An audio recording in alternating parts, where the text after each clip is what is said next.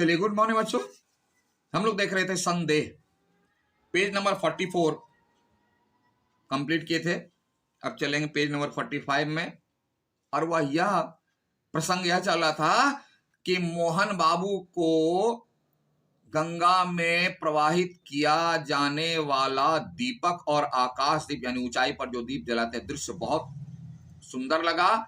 और उसमें उन्होंने एक दार्शनिक विचार ढूंढ लिया और उस विचार को अपनी पत्नी मनोरमा से शेयर करना चाहने बल्कि किया, तो मनोरमा का उल्टा जवाब मिला, हाँ गंगा जी की पूजा और क्या, जिससे मोहन बाबू को तकलीफ लगती है और वह अपनी हृदय व्यथा को व्यक्त करता है कि यही तुम्हारा जो है ना इस तरह का बोलना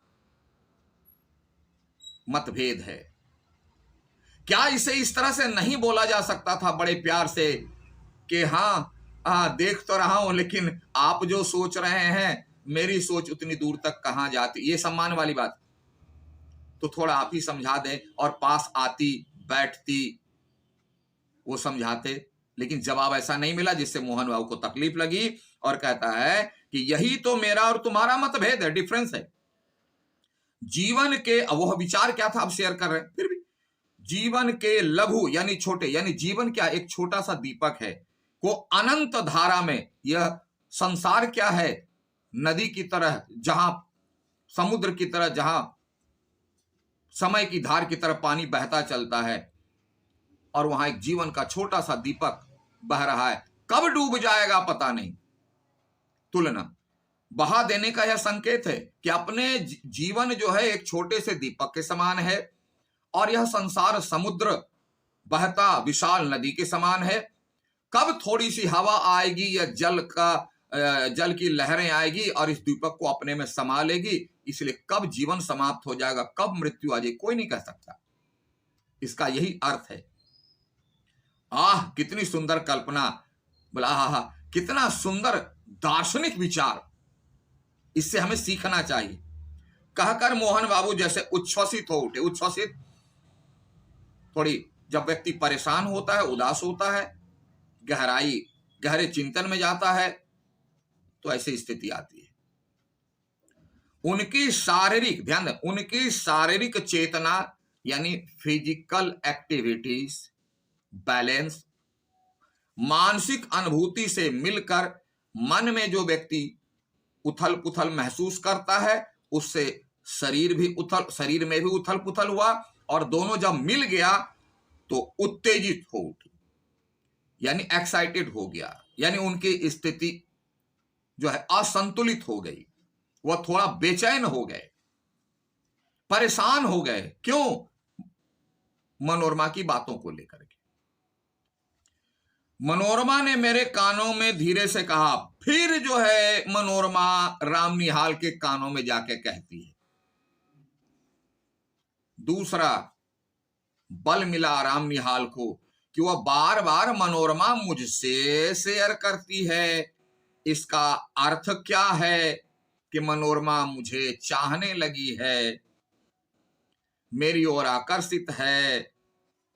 मोहन बाबू यानी उसके पति से उनका बनाव अच्छा नहीं है। ये सारे विचार आने लगे मनोरमा के फिर से कानों में जाकर बंद। और मनोरमा अपने को ज्यादा कुछ समझकर उसे प्रमाणित करने की कोशिश कर रही है कि देखा ना अपने बला, आपको कहा था ना कि थोड़ा थोड़ा पागल है ये।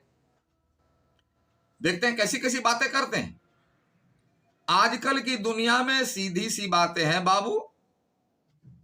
अगर कोई बात समझ में ना आए, मुझे समझ में ना आए, तो मैं बेवकूफ नहीं, बोलने वाला पागल है।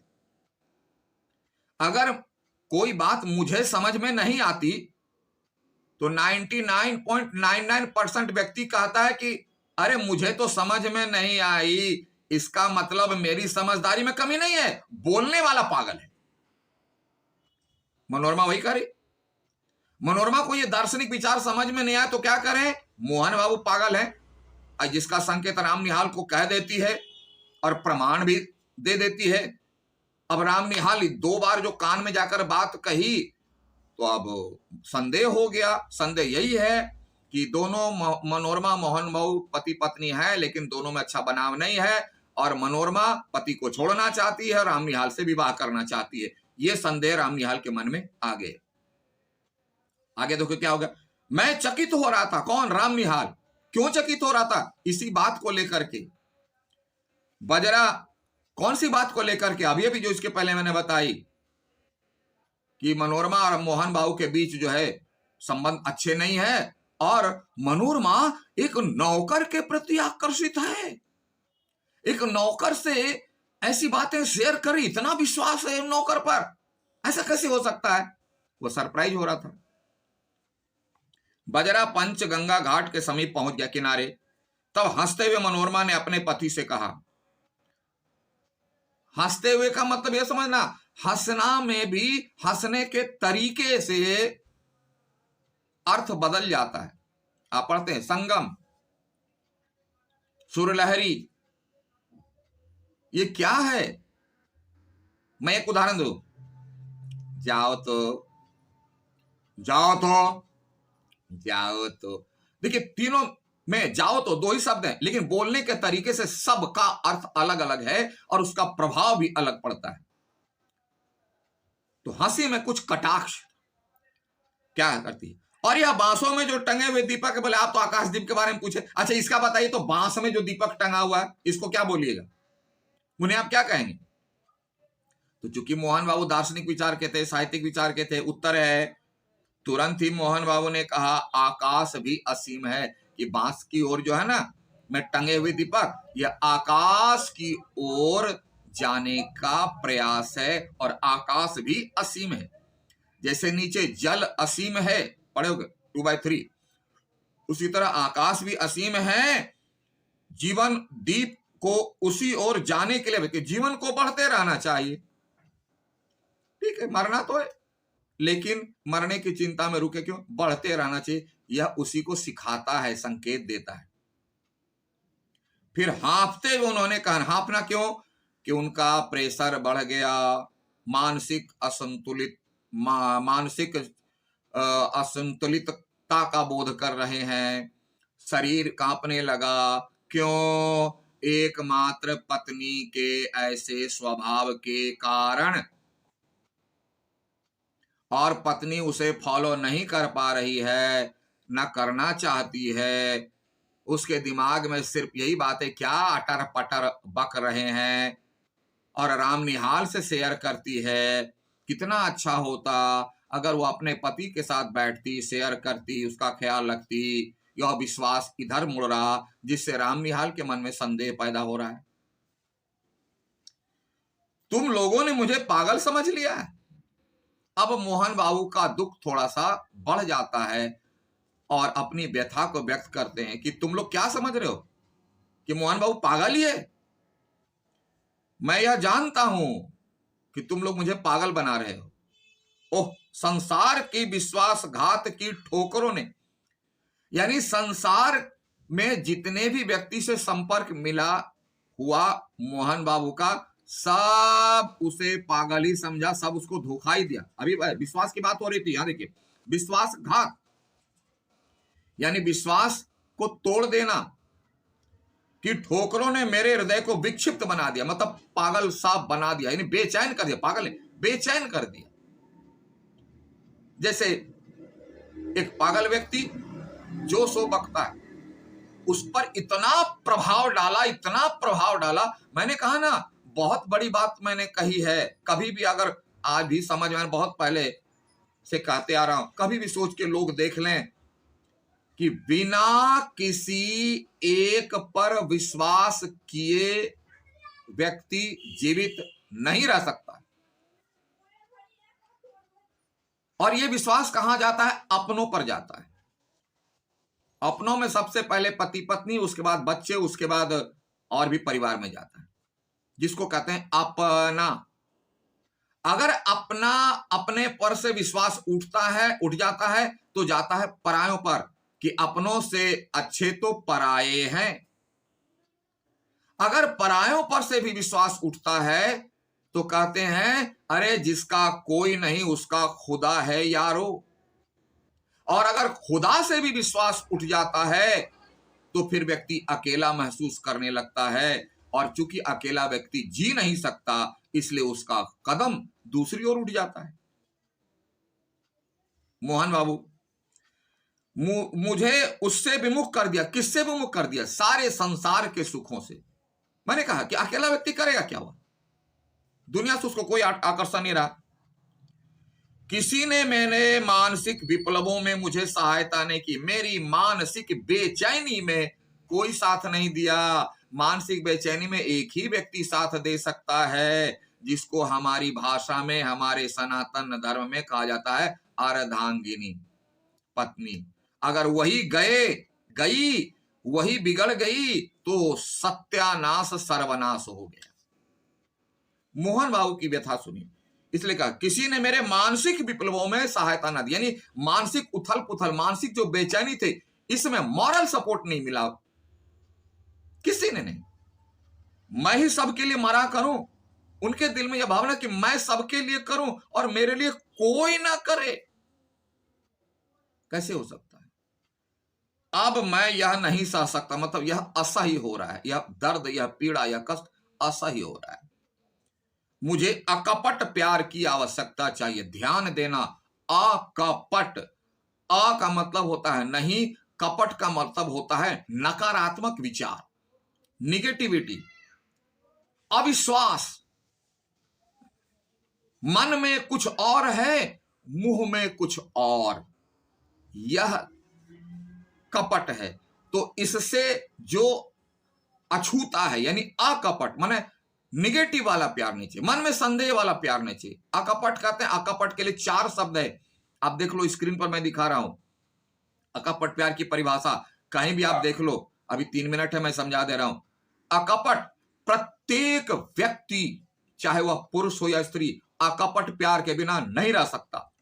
यह मेरा अगाध अटूट विश्वास है। हां, समझने में देर लग सकती, सुन लीजिए।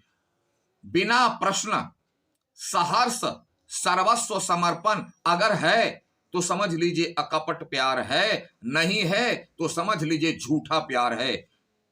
मुख में राम बगल में छुरी, कहो कबीर नीयत है बुरी।